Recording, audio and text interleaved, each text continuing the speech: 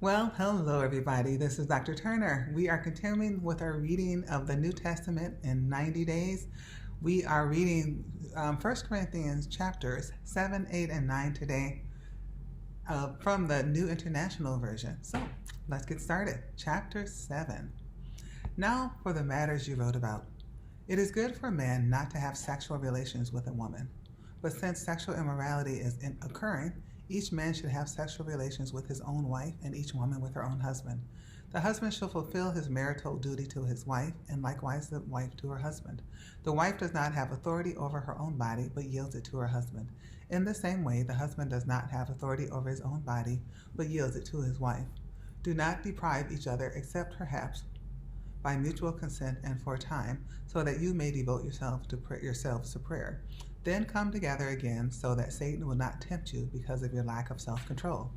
I say this as a concession, not as a command. I wish that all of you were as I am, but each of you has your own gift from God. One has this gift, another has that.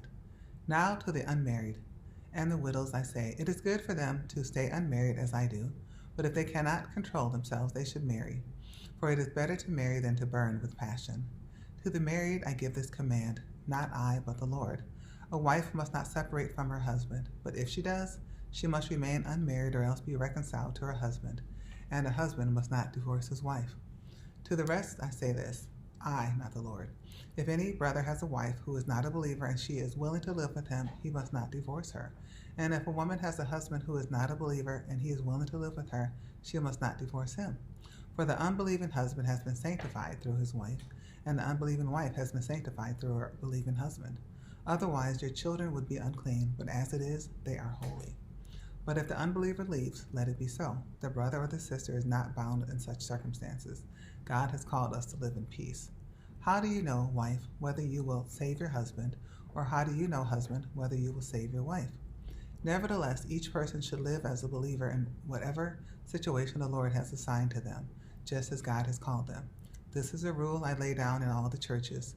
Was the man already circumcised when he was called? He should not become uncircumcised.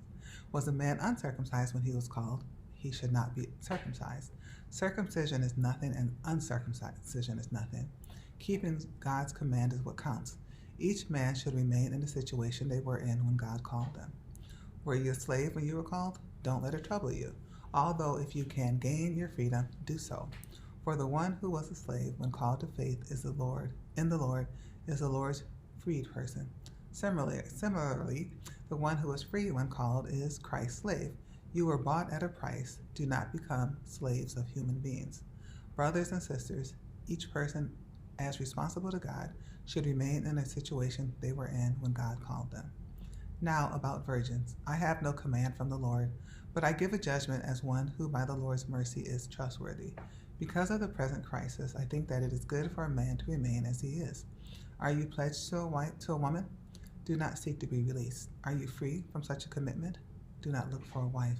But if you do marry, you have not sinned. And if a virgin marries, she has not sinned.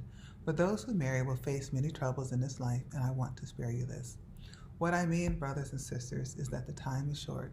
From now on, those who have wives should live as if they do not. Those who mourn as if they did not. Those who are unhappy as if they were not. Those who buy something else as if it were not theirs to keep. Those who use the things of the world as if not engrossed in them. For this world in its present form is passing away. I would like you to be free from concern. An unmarried man is concerned about the Lord's affairs, how he can please the Lord. But a married man is concerned about the affairs of this world, how he can please his wife. And his interests are divided. An unmarried woman or virgin is concerned about the Lord's affairs. Her aim is to be devoted to the Lord in both body and spirit. But a married woman is concerned about the affairs of this world, how she can please her husband. I am saying this for your own good, not to restrict you, but that you may live in a right way in undivided devotion to the Lord. If anyone is worried that he might not be acting honorably toward the virgin he is engaged to, and if his passions are too strong and he feels he ought to marry, he should do as he wants. He is not sinning. They should get married. But the man who has settled the matter in his own mind, who is under no compulsion but has control over his own will, and who has made up his mind not to marry the virgin, this man also does the right thing. So then he who marries the virgin does right, but he who does not marry her does better. A woman is bound to her husband as long as he lives. But if her husband dies, she is free to marry anyone she wishes, but he must belong to the Lord. In my judgment, she is happier if she stays as she is, and I think that I too have the Spirit of God. Chapter 8. Now, about food sacrificed to idols. We know that we all possess knowledge, but knowledge puffs up while love builds up. Those who think they know something do not yet know as they ought to know, but whoever loves God is known by God. So then, about eating food sacrificed to idols. We know that an idol is nothing at all in the world, and that there is no God but one. For even if there are so-called gods, whether in heaven or on earth, as indeed there are many gods and many lords, yet for us there is but one God, the Father, from whom all things came, and for whom we live, and there is but one Lord, Jesus Christ, through whom all things came, and through whom we live. But not everyone possesses this knowledge. Some people are still so accustomed to idols that when they eat sacrificial food, they think of it as having been sacrificed to a god, and since their conscience is weak, it is defiled. But food does not bring us near to God. We are no worse if we do not eat, and no better if we do. Be careful, however, that the exercise of your rights does not become a stumbling block to the weak. For if someone with a weak conscience sees you, with all your knowledge, eating in an idol's temple, won't that person be emboldened to eat what is sacrificed to idols? So this weak brother or sister for whom Christ died is destroyed by your knowledge. When you sin against them in this way and wound their weak conscience, you sin against Christ. Therefore, if what I eat causes my brother or sister to fall into sin, I will never eat meat again, so that I will not cause them to fall. Chapter 9. Am I not free? Am I not an apostle? Have I not seen Jesus our Lord? Are you not the result of my work in the Lord?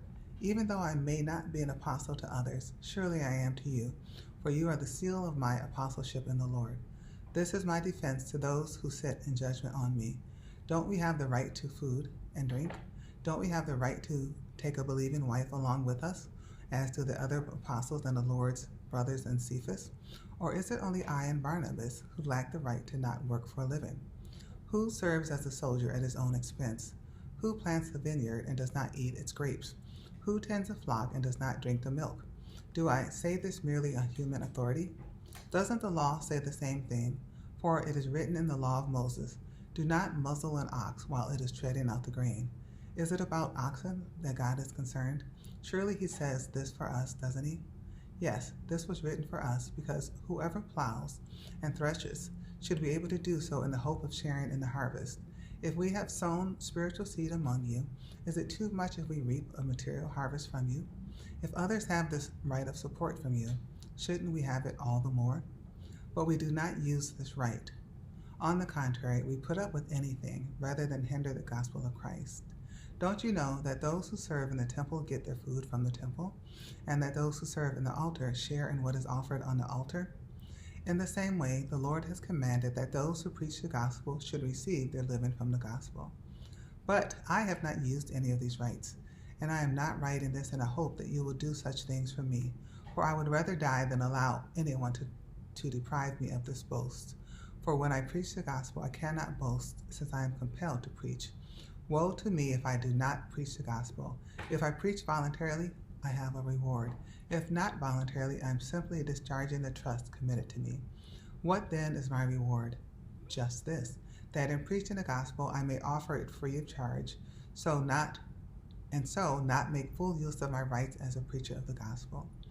Though I am free and belong to no one, I have made myself a slave to everyone, to win as many as possible.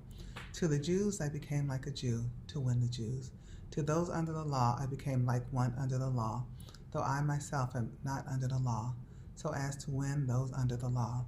To those not under the law I became like one not having a law, though I am not free from God's law, but am under Christ's law, so as to win those not having a law. To the weak I became weak, to win the weak. I have become all things to all people, so that by all possible means I might save some.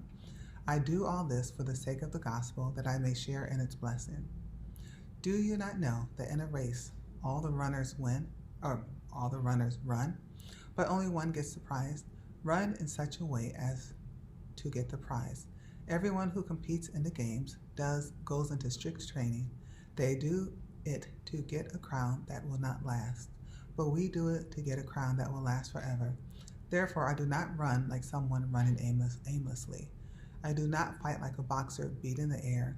No, I strike a blow to my body and make it my slave, so that after I have preached to others, I myself will not be disqualified for the prize. And that concludes our reading of chapters 7, 8, and 9 of the book of 1 Corinthians. And may God bless you all, and the Lord add a blessing to the reading of his word.